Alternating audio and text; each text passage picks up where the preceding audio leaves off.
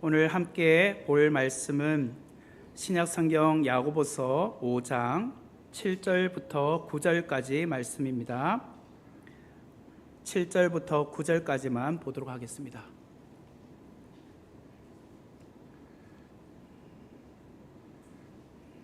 제가 봉독해 드리겠습니다. 그러므로 형제들아, 주께서 강림하시기까지 길이 참으라. 보라, 농부가 땅에서 나는 귀한 열매를 바라고 길이 참아 이른 비와 늦은 비를 기다리나니 너희도 길이 참고 마음을 굳건하게 하라. 주의 강림이 가까우니라. 형제들아, 서로 원망하지 말라. 그리하여야 심판을 면하리라. 보라, 심판주가 문 밖에 서 계시니라. 아멘. 다음 주는 우리가 추석 연휴 기간에 이제 주일이 좀 끼어 있어서 특송은 한 주 쉬는 걸로 하겠습니다. 다음 주는 특송 없이 바로 그냥 설교 말씀으로 들어가도록 하고요. 그 다음 주 12일 날은 우리 권찰님들 특송해 주시면 되겠습니다. 참고하시기를 바랍니다. 오늘은 야고보서 5장 7절부터 9절의 말씀을 중심으로 길이 참고 기다리라 라는 제목으로 귀한 은혜를 함께 나누기를 원합니다. 우리 인생은 오랜 인내와 수많은 기다림의 연속이다 라고 볼 수 있을 것 같습니다. 여러분의 지나온 삶의 여정을 한번 되돌아보시길 바랍니다. 모든 일들이 순탄하게 여러분들이 원하는 시간과 원하는 때에 다 이루어졌나요? 만약에 그런 분이 계시면 제가 스타벅스 커피 쿠폰 쏘겠습니다. 아마 아무도 없을 거예요. 그럴 줄 알고 제가 스타벅스 쿠폰 쏜다라고 했었다고 오해는 하지 마시고 언제든지 제가 대접하도록 하겠습니다. 아무도 순탄하게 내가 원하는 시간에 그런 것이 다 이루어진 사람은 없을 거예요. 우리의 인생의 여정은 한없이 인내하고 기다림의 연속이었습니다. 그러므로 저 사람은 왜 저렇게 편안하고 모든 일이 척척 잘 풀리고 있을까? 왜 저 집사님은 기도하는 대로 바로바로 응답이 될까? 우리가 볼 때는 그렇게 보여요. 하지만 사실은 그 집사님이 여기까지 오기까지 밤잠을 설쳐야 했고 얼마나 기나긴 기다림의 시간을 보내면서 여기까지 왔을까? 우리는 그것을 놓치거든요. 사실 그분이 그 기도 제목을 놓고 오랜 기간 동안 기도해 왔다라는 것을 우리는 놓쳐요. 사실 군대 간 그 청년들이 군 생활이 길게 느껴지지 우리는 금방 왔냐? 그죠? 우리가 볼 때는 금방 또 뭐 휴가 갔는데 얼마 안 돼서 또 온 것 같잖아요. 근데 군인들에게는 사실 하루하루가 길잖아요. 그런 거와 똑같은 거죠. 예수님의 친동생이자 초대 예루살렘 교회를 목회했던 야고보는 5장 1절부터 6절 말씀에 우리가 지난 시간까지 부한 자들에 대하여 경고의 메시지를 전해 주었습니다. 그리고 이어서 7절부터 11절까지 말씀은 여러 가지 핍박을 받고 있는 성도들에게 주의 강림, 다시 말하면 주의 재림하시기까지 참고 인내하라 라고 말씀을 하고 있습니다. 그러면서 세 가지 이야기를 우리에게 비유로 들고 있습니다. 7절부터 11절까지 참고 기다리는 것에 대하여 세 가지 비유를 들고 있는데 첫 번째는 농부에 대한 비유, 두 번째는 선지자들의 비유, 세 번째는 욥의 비유, 이 세 가지를 말하고 있어요. 그 중에서 오늘은 제가 7절부터 10절에 나오는 농부 비유를 여러분들과 함께 살펴보기를 원합니다. 7절부터 9절의 말씀을 보면 길이 참다라는 단어가 3번 나옵니다. 7절에 보면 2번, 8절에 보면 1번, 이렇게 길이 참다라는 단어가 3번 나오고 그리고 기다리다라는 단어가 7절에 1번 나옵니다. 그래서 길이 참고 기다리다라고 볼 수 있죠. 그래서 이 말을 달리 말하면 인내라는 말로 바꿀 수 있습니다. 인내하라. 야고보는 성도들이 이 땅을 사는 동안에 정말 필요한 게 뭘까? 그것은 길이 참고 기다리는 것, 인내가 너무 필요하다라고 알려주고 있다라는 거예요. 7절의 말씀을 보세요. 7절은 이렇게 시작을 합니다. 그러므로 형제들아 주께서 강림하시기까지 길이 참으라. 또 8절에 보면 너희도 길이 참고 마음을 굳건하게 하라. 주의 강림이 가까우니라. 9절 제일 끝에 보면 보라 심판주가 문 밖에 서 계시니라. 이 7절, 8절, 9절 말씀 그대로 한번 두시면 공통점이 있는데 주께서 강림하신다. 그러므로 길이 참으라. 7절에 그렇죠? 8절도 제일 끝에 보면 주의 강림이 가까우니까 너희들은 길이 참으라. 9절에도 보면 보라 심판주가 문 밖에 서 있다. 이 말을 달리 말하면 주님이 곧 온다는 거잖아요. 재림이 가까이 왔으니까 너희들은 길이 참으라 라고 하는 거죠. 주의 강림이 가까이 왔다라는 말은 다시 말하면 이제 정말 다 되었다는 거예요. 절대로 포기하지 말고 뒤돌아서지 말고 조금만 더 인내하고 참아봐. 조금만 더 힘내봐. 왜? 주님이 오실 때가 이제 곧 왔다 이 말이에요. 여러분 주님의 재림이 가까이 왔다라는 말씀이 여러분의 삶 속에 지금 피부로 와 닿습니까? 여러분 중에 어떤 분은 저에게 이런 말을 할 겁니다. 목사님 제가 살아있는 동안에 절대로 주님 재림 안 하실 거예요. 걱정하지 마세요. 지금까지도 주님이 2000년이 지났는데 안 왔잖아요. 아이고 뭐 그거 이제 앞으로 제가 몇 년 더 살지 모르겠지만 요 기간에 절대로 주님이 재림 안 하실 거예요. 걱정하지 마시고 목사님 그냥 편안하게 말씀 전해주세요.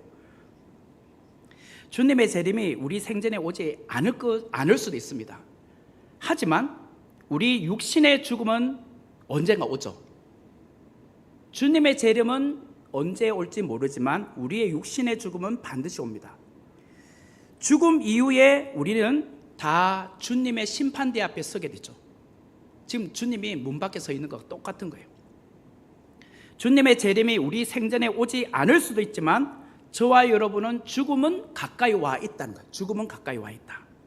그러므로 오늘 주시는 말씀은 그저 먼 미래에 주님께서 재림하실 거야 강림하실 거야 라는 생각으로만 듣지 마세요. 어떻게 들어야 될까? 우리의 죽음, 육신의 죽음이 곧 가까이 왔으니까 그 이후에 주님의 심판이 있겠구나 그 염두를 생각하고 그렇게 말씀을 들으면 경각심을 갖고 오늘 말씀을 듣게 된다는 거예요.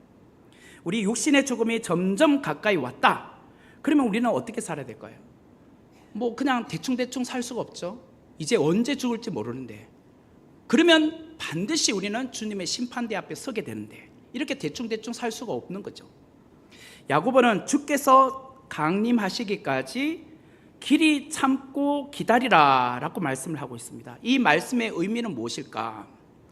내가 지금 겪고 있는 고난이 다 이해할 수는 없지만 내게 닥쳐온 고난이 무슨 이유인지는 나는 잘 몰라요. 그렇지만 고난의 의미와 이유를 섣불리 내가 단정 짓지 말라는 뜻도 거기에 포함되어 있어요. 여러분 삶 속에 지금 어떤 고난이 왔습니다. 어떤 질병으로 너무 오랫동안 마음 아파하는 분들도 계실 겁니다. 이 안에서 어떤 분은 저에게 그런 말도 하셨습니다. 나는 왜 이렇게 자꾸 이 아픔이 계속 이어가는지 모르겠어요. 좀 뭔가 괜찮아질 것 같은데 또 뭔가 발견되었어요. 뭐가 자꾸 커졌대요. 왜 나에게는 자꾸 이런 질고가 있는지 몰라요. 그죠? 다시 말해 하나님께서 나를 사랑하지 않거나 하나님께서 나와 함께 하지 않기 때문에 나에게 이런 고난이 왔다라고 생각하지 말라는 거예요.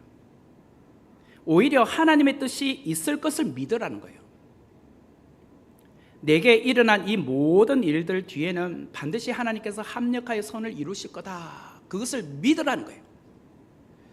그러면서 야고보가 오늘 우리에게 하는 말, 길이 참고 기다리라. 그러면서 우리에게 첫 번째 비유로 농부의 인내에 대하여 말씀을 하고 있어요. 7절의 말씀을 보시면 그러므로 형제들아 주께서 강림하시기까지 길이 참으라. 보라 농부가 땅에서 나는 귀한 열매를 바라고 길이 참아 이른 비와 늦은 비를 기다리나니. 우리가 먹는 밥은 쌀을 이제 씻어서 쿠쿠 밥솥에 넣으면 한 대략 몇 분 있으면 밥이 다 되나요? 네? 30분요? 50분요? 10분요? 뭐 집집마다 다 조금 쿠쿠밥솥이 다 다른가 봅니다. 저는 잘 모르겠습니다. 네. 하여튼 그냥 대충 그러면 20분이라 할까요? 20분? 30분? 네, 30분을 합시다. 쿠쿠밥솥에 이제 쌀을 씻어서 넣어놓으면 30분이 되면은 김이 빠지는 소리가 나죠. 기차 소리가 치 납니다. 그러고 나서 이렇게 메시지가 나오죠. 밥이 다 되었습니다. 그런 메시지가 흘러나옵니다. 그러고 나면 여러분들 쿠쿠밥솥을 열면은 기름지고 윤기가 철철 흐르는 잘된 밥을 먹을 수 있습니다. 너무 맛있게 보이지 않습니까? 그러나 쌀 한 톨을 만들기 위해서는 얼마나 걸릴까요? 쌀 한 톨을 만들기 위해서 농부의 인내가 봄부터 가을까지 가야지만 그것이 쌀 한 톨이 나온다는 거예요. 밥 짓는 데는 30분이면 되지만 쌀 한 톨을 만들기 위해서는 세 계절, 봄, 여름, 가을을 가야 된다는 거예요. 그러니까 얼마나 인내가 필요하겠어요. 여러분 중에 농사일을 해보신 분들도 아마 계실 거예요. 그래서 쌀 한 톨을 만드는 과정들을 다 아실 겁니다.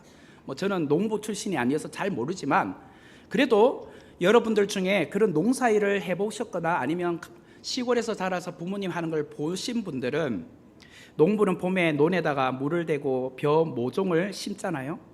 지금이야 뭐 벼를 심는 기계들이 있어서 기계가 쭉 지나가면서 모를 막 심습니다. 그래서 기계 한 대면 뭐 몇 평 되는 뭐 몇천 평 되는 것도 금방 다 할 수 있지만 과거에는 사람들이 일렬로 쫙 썼잖아요. 그래서 줄을 쫙 당겨놓고 다 해서 허리를 딱 굽히면서 자기 구역 내에서 이렇게 하나씩 심잖아요.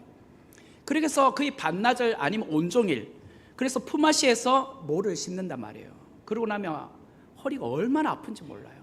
계속 허리를 굽혔기 때문에. 그리고 땡볕에 있다 보니까 얼굴도 거먹게 타잖아요. 그것뿐입니까? 모를 심으면 다 끝난 것이 아닙니다. 비료도 주어야 되죠. 또 가뭄이 심하면 논두렁에 물을 데워 주어야 되죠. 또 여름철에 태풍이 온다, 폭우가 심하게 온다 하면 벼들이 쓰러지잖아요. 만약에 벼가 물에 잠기면 어떻게 돼요? 벼를 이렇게 세워야 되잖아요. 몇 포기씩 이렇게 묶어가지고 함께 세워놔야 되지. 그렇게 안 하면 다 그냥 쭉정이가 되고 말아요. 또 벼와 함께 자라는 잡초 중에서 가장 흔하고 골치 덩어리가 있는데 그게 뭐냐? 피라는 것이에요. 피. 그 벼랑 거의 비슷하게 생긴 것이 자라요. 그 피는 벼의 성장을 방해하고 수확량을 크게 감소시킨다고 합니다. 그래서 농부는 논에 들어가서 그 피를 뽑아요. 그런데 피를 뽑다가 피를 흘려요. 그게 무슨 말일까요? 피를 뽑다가 거머리에 물려가지고 피가 뽑힌다는 거죠.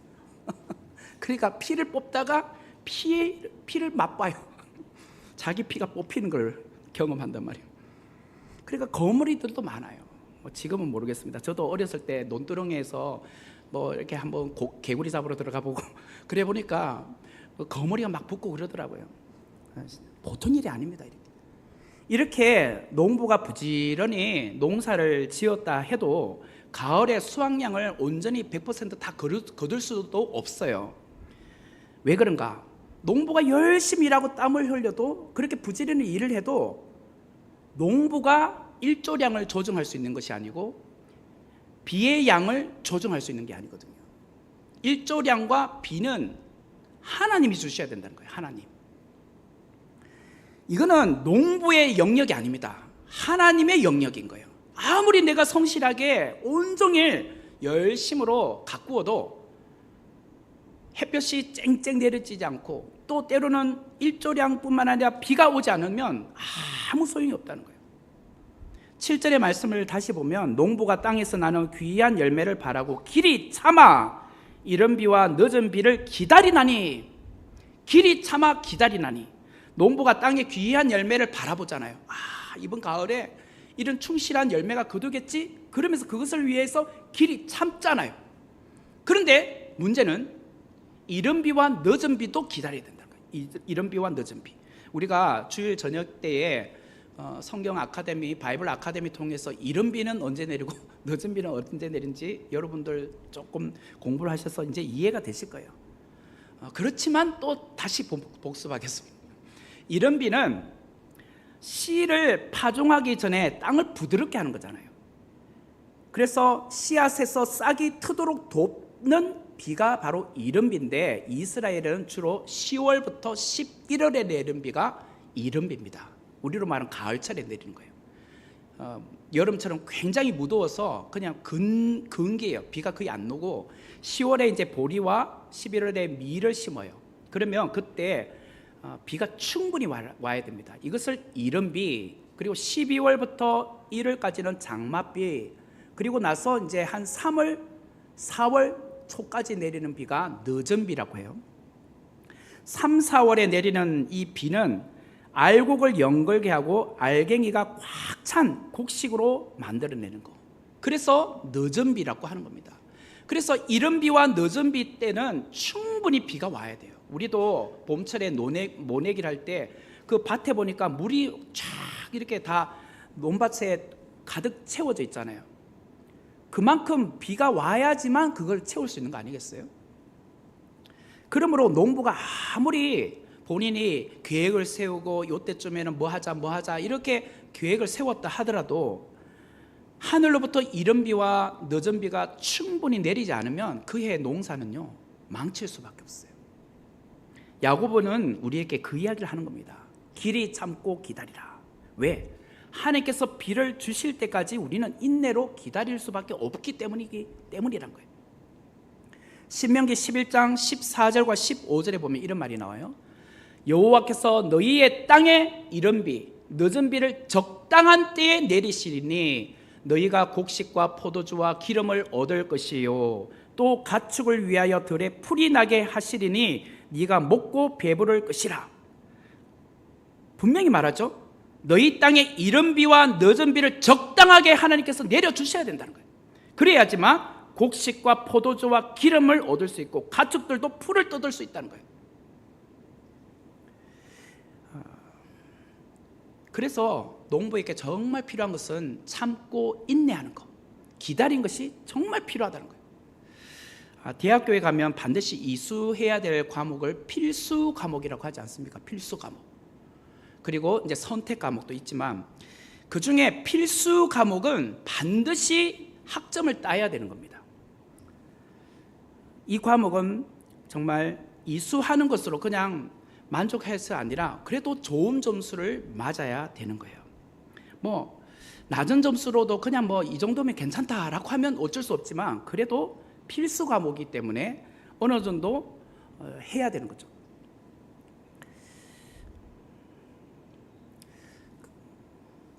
제가 무슨 이야기를 하려고 하냐면 제 경험 이야기 하려고 해요. 필수 과목이 얼마나 중요한지 제가 피부로 한번 느껴본 적이 있어서 그래요. 그 당시에는 요 정도 점수면 뭐 괜찮지라고 생각했는데 그게 아니었던 것을 제가 이야기하려고 해요. 제가 합동신학대학원을 1998년도에 들어갔습니다. 신학대학원을 1학년 1학기 때 딱 들어갔더니 첫 해에 조직신학 실론을 이라는 과목을 이제 수강을 하게 됐습니다. 이게 필수 과목이었어요. 실론, 이제 하나님에 대한 학문을 배우는 거죠. 저는 사실 대학교에서 신학을 공부하지 않았습니다. 다른 학과에서 그냥 공부하다가 신대원에 가서 처음으로 신학을 공부하게 되었어요. 뭐 학부 때 뭐 아세아 연합신학교, 총신대학교 이런 데서 신학과를 나오신 분들도 있잖아요. 그런 분들은요 헬라 히브리어가 뭐 이미 다 공부하고 오셨고 또 뭐 어느 정도 과목들을 다 어느 정도 신학적인 이론을 갖고 있으니까 빨리 이렇게 공부를 따라가더라고요. 근데 저는 일반 학과를 나오다 보니까 신학 용어가 생소했어요. 뭐 아무리 내가 어릴 때부터 태어나서 그 모태신앙이었다 하더라도 신학 용어는 또 다르잖아요. 특별히 조지신학은 용어 하나하나까지 암기해야지만 좋은 점수가 나와요. 왜냐하면 그 단어 하나하나가 틀리면 안 되거든요. 얼마나 시험이 어려우냐면 뭐 하면 무소 부재 하면은 성경의 어느 구절과 매치된지 성경 구절 쫙 해놓고 여기 막 용어들 쫙인데 이걸 매칭하는 거 이런 것들도 점수에 다 들어가고 관로를 배워서 여기는 무슨 단어가 들어가고 이런 걸 다 암기를 하고 있어야 돼요. 성경 구절을 다 암기하고 있어야 돼요. 그러다 보니까 다른 과목들은 1학년 이제 들어가서 그래도 좀 따라가만 했는데 조지신학은 모든 게 암기예요. 그러다 보니까 제가 C 학점을 받았어요. C, A, B, C 할 때 C. 뭐 생각하기 나름입니다. 저는 이제 어떻게 생각했냐면 선방했다. 그래도 괜찮다. 왜? 난 처음으로 이제 신학 들어와가지고 그래도 요 정도 했으면 내가 그냥 만족할 수는 없지. B나 A 학점은 아니도 그래도 C 학점이니까 만족했다, 선방했다라고 생각했어요. 근데 그 C 학점이 저의 인생을 발목 잡을 줄 몰랐습니다. 발목을 잡았어요. 제가 미국에 유학을 갔잖아요. 저는 구약 신학을 석사과학 공부하러 갔습니다. 그 이제 조금 더 단계로 올라가면 이제 전공 분야가 또 달라집니다. 신약 신학을 할 거냐, 구약 신학을 할 거냐, 실천 신학을 할 거냐, 조직 신학을 할 거냐, 교회사를 할 거냐, 뭐 이런 것 따라서 상담을 할 거냐, 교육학을 할 거냐, 이게 전문 분야로 달라지잖아요. 저는 구약을 하기로 했으니까 조직 신학은 괜찮겠지. 점수가 조금 C 학점 받았더라도 이거는 나랑 아무 상관없겠지라고 생각했는데, 그 미국에서 이제 어느 정도 공부를 하는데 이제 학년이 이제 졸업 학기 좀 가려고 하니까 한 1년 남겨놓고 그 조직신학 학과장 교수님이 저를 찾더라고요. 다 이제 미국 교수들이에요. 그래서 교수님이 저를 불러요. 그 이제 그분은 나를 모르죠. 그런데 이제 이메일이 왔어요. 학교에서 쓰는 이제 이메일이 있거든요. 그래서 해서 불러요. 그래서 그 학과장 교수님 방을 갔어요. 그랬더니 무슨 말씀하느냐면, 네가 한국에서 신학교에서 MDB 목회학 석사과정 공부한 거 뭐 이렇게 했는데 그 중에 조직신학 과목 중에 실론을 C학점 받았네. 이 과목을 네가 다시 들어야 돼. 이러는 거예요. 저는 구약신학으로 공부하러 왔잖아요. 맞는데 졸업을 하려면 C학점 때문에 네가 졸업이 안 돼. 그러는 거예요. 그러니까 이게 또 들어야 될 상황이 된 거예요. 저는 그게 발목 잡을 줄 몰랐어요. 그래가지고 이제 그 대신 교수님이 저한테 제안하기를, 니는 이미 그 과목을 한국에서 공부했기 때문에 매 시간 수업에 들어올 필요는 없어. 내가 한 학기 동안 어떤 그 수업을 따라올 수 있는 과제물을 줄 테니 이것을 네가 따라오면 돼. 그래서 2주에 한 번씩 과제물 내고 마지막 학기 끝에는 20페이지짜리의 소논문을 제출하면 돼. 이러는 거예요. 그러면서 책 한 권 추천해 줬었어요. 그 조직신학 책 600페이지 넘는 책이에요. 그 중에 이제 그거는 이제 실론, 인간론, 구원론, 뭐 교회론 다 있어요. 종말론 이렇게 있는데 그 중에 실론 파트만 공부하면 된다는 거예요. 그게 대략 한 100페이지 돼요. 100페이지. 이게 다 원서예요. 원서. 그런데 그것을 이제 2주에 한 번씩 교수님이 이제 과제에 그 어떤 질문을 주잖아요. 내가 몇 페이지부터 몇 페이지까지 읽으면 거기에 관련된 질문들 있잖아요. 교수님이 준 거. 그거를 2주마다 숙제를 해가 가야 되는 거예요. 영어로 다 해야 되는 거죠, 당연히. 그러면 제가 어떻게 해야 될까요? 저 지난번에도 한번 제가 말씀드렸지만 우리나라 말은 다 문법을 다 알잖아요. 하면은 어디에 오타가 있는지도 다 알잖아요. 근데 내가 원어민도 아니고 최소한 3일 전에 숙제가 끝나야 돼요. 그러면 어디로 가느냐? 그걸 교정 봐주는 센터를 가야 돼요. 그 학교 안에 그런 데 있어요. 라이팅 센터라고 해서 거기 가서 미리 예약하고 3일, 그러니까 숙제를 3일 전에 끝내야 돼요. 거기 가서 거기에 이제 사람한테 내가 이렇게 숙제를 했는데 문법적으로 문제가 없는지 또 논리적으로 뭐가 틀린 게 없는지, 그래야지 거기서 교정을 보고 괜찮다 하면은 이제 그걸 가지고 교수한테 내는 거잖아요. 그런 과정을 2주마다 했던 거예요. 그리고 마지막에 이제 졸업 그 학기 끝에는 20페이지짜리 또 소논문을 써야 되니 책을 몇 권을 읽어야 됩니까? 그 100페이지만 읽는 게 또 아니잖아요. 여러 개의 참고문을 또 읽어야 되니, 그러면서 그것만 있나요? 또 다른 과목도 해야 되잖아요. 내가 이제 전공하는 구약 과목도 해야 되잖아요. 그러니까 그 학기 때는요 정말 힘들었어요. 와, 이거 처음부터 그냥 그런 줄 알았으면 한국에서 할 때 이거 다시 재수강해서 C학점을 A학점 만들어놨으면 뭐 별 문제 없었잖아요. 근데 이게 필수 과목이다 보니까 학교에서 야, 그거 C학점으로는 네가 통과할 수 없다고 한 거죠. 그런데 또 너무 감사하게도 그렇게 열심히 해가지고 A학점을 받긴 받았어요. 너무 감사하죠, 저는. 제가 무슨 이야기를 하려고 하느냐면 우리의 인생에 반드시 이수해야 될 필수 과목이 있거든요. 우리 생각에는 목사님 그냥 그거 대충 넘어가주면 안 되나요? 이미 공부도 했잖아요. 그냥 알아서 점수 주시면 안 되나요? 아니에요. 졸업을 하려면 반드시 그냥 C학점으로도 안 돼요. 높은 학점을 받으셔야 돼요. 대충 넘어갈 수가 없다는 거예요. 자, 여러분들이 평신도 때는 D학점 해도 됩니다. D학점. 그런데 서리 집사다? 그럼 C학점 정도는 나와야 돼요. 안수 집사다? 권사님이다? 이제는 학점이 달라야 돼요. C학점이면 졸업을 못해요. 다시 재수강 시켜요. 왜? 이제는 네가 평신도도 아니고 서리 집사도 아니잖아. 더 공부해야 되잖아. 그래서 네가 그냥 중직자 될래? 아니라는 거예요. 최소한 B뿔 이상 돼야 돼. B뿔 이상. 그래 졸업을 시켜준다는 거예요. 여러분 대충 하지 마세요. 오늘도 피택 중직자 훈련할 거지만 이제 앞으로 이제 중직자 세울 때 더 강하게 할 거죠. 이번에는 제가 과도기예요. 과도기. 이전에는 어떻게 하셨는지 모르겠고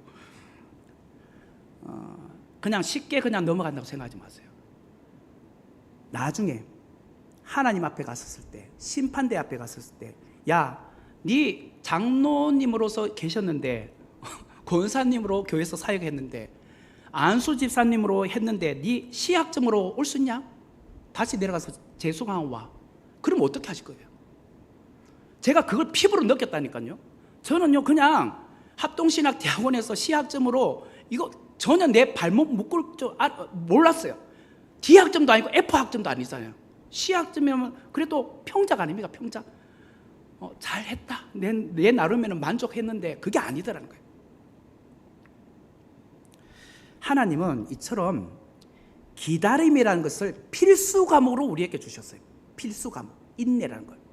다른 거는 모르겠지만 기다림, 인내라는 과목은 기독교인으로서 반드시 통과해야 될 필수 과목인데 이거는 그냥 C학점으로도 통과 안 돼요.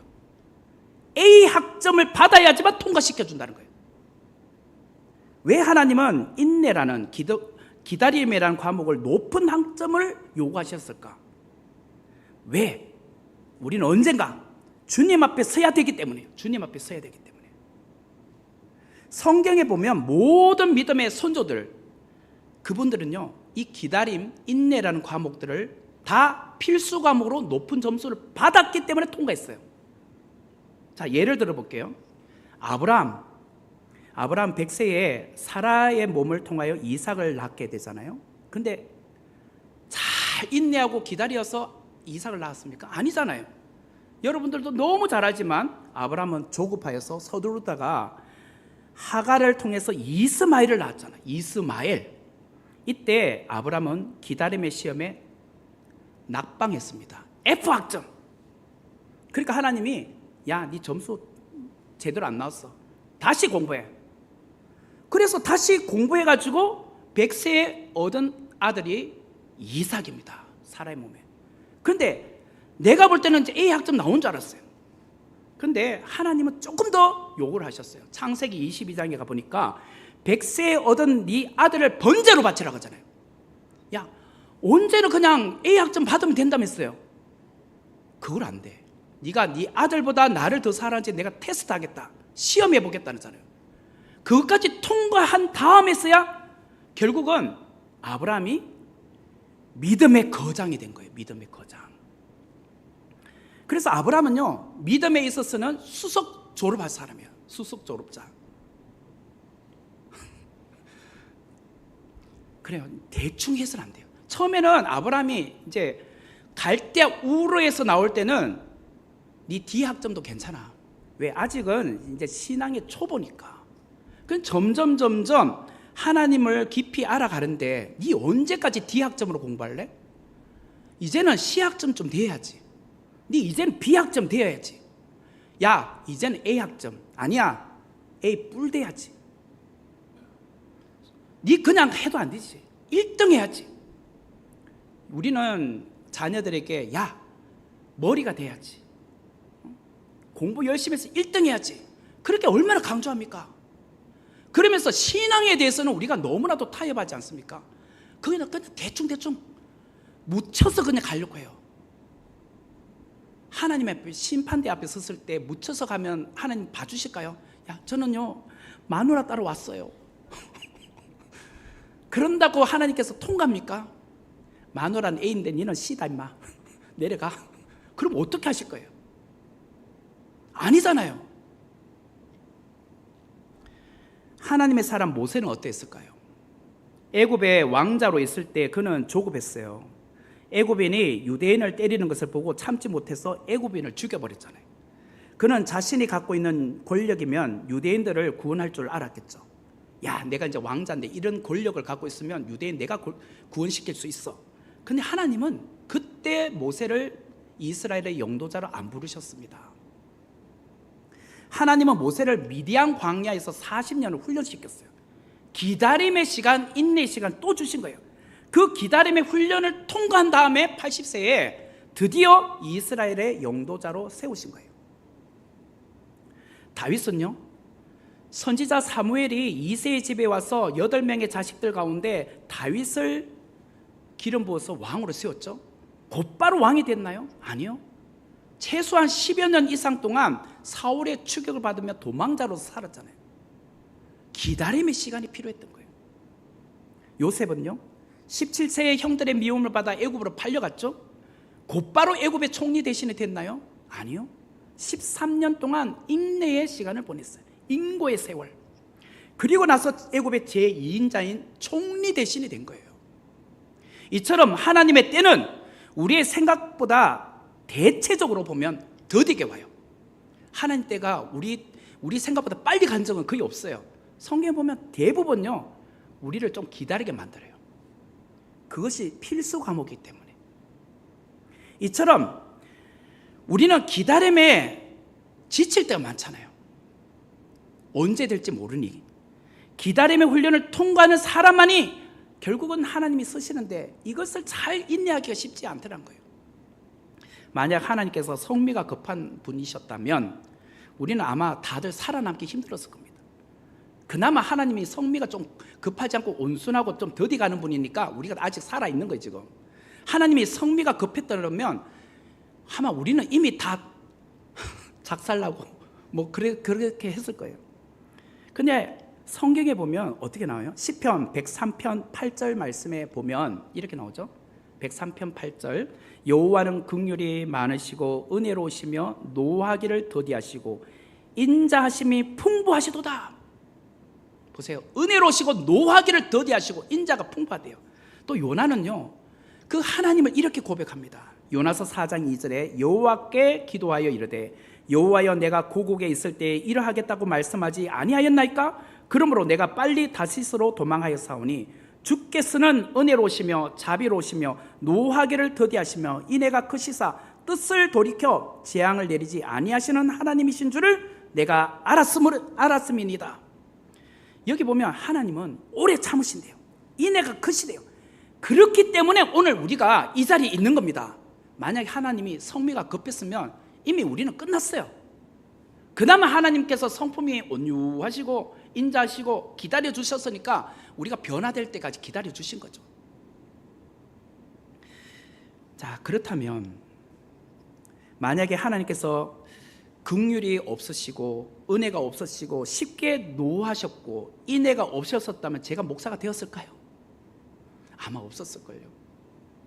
제가 이 자리에 서게 된 것은 하나님의 이런 성품 때문에, 길이 참으시고 기다려 주셨기 때문에 오늘 내가 있는 거죠. 이 자리에 서 있는 거죠. 얼마나 감사합니까? 여러분들도 똑같죠? 자, 여러분의 배우자와 자녀들을 볼 때 죄송합니다. 오해 없이 받아들였어요. 언제 인간이 되려나? 언제 제대로 신앙생활을 하려나? 저래서 뭘 하려나? 우리는 그런 생각이 들 때 있죠. 남편을 바라보면 아이고, 진짜 신앙 저렇게 게을리해서 될까? 그런데 주님은 능치 못할 일 없습니다. 주님의 제자들을 보세요. 거기 보면 성미가 급했던 베드로도 있었죠.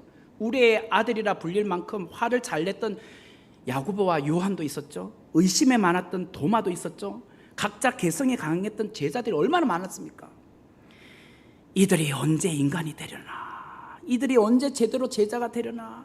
이들이 과연 제대로 주의 일을 감당하려나? 만약에 주님이 그런 생각을 하셨다면 다 뒤집어 엎었을 거예요. 그런데 주님은 그들을 끝까지 기다리시고 인내하셨잖아요. 그래서 제자가 된 거잖아요. 우리 자신을 바라보면 답답할 때가 한두 번이 아니잖아요. 여러분 거울을 한번 쳐다보세요. 야, 왜 나는 이렇게 지지를 못 났을까? 왜 이렇게 이렇게 의지력이 약할까? 하나님의 말씀을 잘 하겠다고 뭐 지키겠다고 해놓고 작심삼일까? 아유, 주님도 내 모습 보면 참 피곤하시겠다. 그런 생각이 들지 않겠습니까? 그런데 절대로 그런 생각하지 마세요. 주님은 우리를 보시고 피곤해야 하지 않으시고 사랑스러워하세요. 야, 네 정말 사랑스럽다. 그래도 어제보다 오늘 낫네. 그래도 네가 참 그래도 조금씩 변화되어 가는 모습에 내가 참 뿌듯하다 이러시지. 야, 네 언제까지 그럴래? 하면서 뒤통수 때리고 그러지 않는단 말이에요. 하나님은 우리를 인내로 기다려주시고 빚어가세요. 그렇기 때문에 우리에게는 소망인 거죠. 소망. 오늘 본문 8절과 9절에 보세요. 너희도 길이 참고 마음을 굳건하게 하라. 주의 강림이 가까우시니라. 형제들아 서로 원망하지 말라. 그리하여야 심판을 면하리라. 보라, 심판주가 문 밖에서 계시니라. 야고보는 고난과 역경 속에 있는 성도들에게 말합니다. 여러분, 길이 참고 마음을 강하게 하십시오. 주님의 강림이 가깝습니다. 형제 자매 여러분, 심판을 받지 아니하려거든 서로 원망하지 마십시오. 심판하실 분께서 이미 문 앞에 서 계십니다. 이게 지금 제가 하는 것은 세번역이다. 세번역. 여러분, 하나님께서 우리를 길이 참고 기다려 주시고 계시는데 우리는 다른 사람들을 길이 참고 기다려 주지 못할 때가 너무 많은 것 같아요. 주님은 나를 이렇게 기다려 주고 계는데 우리는요, 답답해서 남을 기다려 주지 못해요. 자, 그러다 보면 어떻게 돼요? 상대방을 이렇게 원망해요. 원망. 오늘 9절에 보면 서로 원망하지 말라라고 하잖아요. 서로 원망하지 말라. 다른 사람에게 이 말은 책임 전가하지 말라. 계속해서 다른 사람들께 불평하고 불만을 쏟아내지 말라, 이 말이에요. 우리가 잘 참고 마음을 굳건하게 하다가도 때로는 참지 못하고 때로는 마음이 분출하여서 화가 나는 것은 언제이죠? 그는 내 기대치에 잘 안 따라오기 때문이잖아요. 그러다 보면 우리는 참 힘들죠. 우리도 때로는 원망이 나올 때도 있어요. 때로는 환경 때문에, 때로는 저 인간을 볼 때마다 원망과 불평이 일어날 수도 있죠. 그럴 때 우리는 반드시 기억해야 될 말씀이 있습니다. 오늘 본문 말씀 7절부터 9절의 말씀이에요. 제가 7절부터 9절의 말씀 다시 한번 읽어드릴게요. 그러므로 형제들아, 주께서 강림하시기까지 길이 참으라. 보라, 농부가 땅에서 나는 귀한 열매를 바라고 길이 참아 이른 비와 늦은 비를 기다리나니 너희도 길이 참고 마음을 굳건하게 하라. 주의 강림이 가까우니라. 형제들아, 서로 원망하지 말라. 그리하여야 심판을 면하리라. 보라, 심판주가 문 밖에 서 계시니라. 때로는 내가 다른 사람을 기다려 주지 못할 때가 있다고 제가 분명히 말씀드렸습니다. 남편의 미지근한 신앙생활을 보면 아내로서 답답해요. 또 목사로서도 그럴 수 있죠. 아, 저 집사님 왜 자꾸 안 변할까? 저 집사님 왜 저렇게 수동적일까? 말씀을 들어도 왜 이렇게 뭔가 이렇게 움직임이 없을까? 그런 거 보면 저도 답답하죠. 그럴 때 때로는 내 안에서 뭐가 나오죠? 원망이 나와요. 때로는 불평이 나와요. 그때 우리는 주님을 생각하는 거예요. 아, 주님도 제자들을 보시고 주님도 나를 보시고 길이 참고 기다리셨지. 그걸 생각하는 거예요. 길이 참고 기다리셨지. 어쩌면 우리는 살아온 시간보다 앞으로 살아갈 시간이 어쩌면 짧을 수도 있습니다. 그죠? 달리 말하면 사랑하기에 짧은 시간밖에 안 남았다는 거예요. 그런데 우리가 여전히 서로를 원망하고 산다면 그 아까운 시간들을 우리는 허비하고 있는 겁니다. 우리가 서로를 원망하고 불평하며 사소한 문제를 가지고 논쟁하게 되면 결국은 이제 살아갈 시간이 그렇게 짧은데 사랑하기도 부족한데 우리는 시간을 낭비하는 것이죠. 사소한 문제로 교회의 하나됨을 무너뜨리지 마시길 바라요. 온 성도들이 하나 되어서 나아가는 것도 지금 시간이 부족하잖아요. 우리 언제까지 살겠습니까? 그래서 서로 보듬어주고 아껴주고 위로해주고 용서해주고 사랑해줘. 그렇게 하기도 시간이 너무 부족한데 왜 자꾸 우리는 서로를 보면서 원망하고 불평하고 힘을 소진하면서 살아야 될까 말이죠. 우리의 대적은 우리 옆에 있는 형제 자매가 아닙니다. 옆에 있는 분 보세요. 원수입니까? 대적입니까? 아니잖아요. 사랑스러운 분이잖아요. 우리의 대적은 따로 있습니다. 마귀 사탄. 다른 데서 그건 찾지 마세요. 마귀 사탄이 우리 대적이에요. 근데 우리 대적을 자꾸 옆에 사람으로 생각해요. 그래서 미워하고 원망하지 말라는 거예요.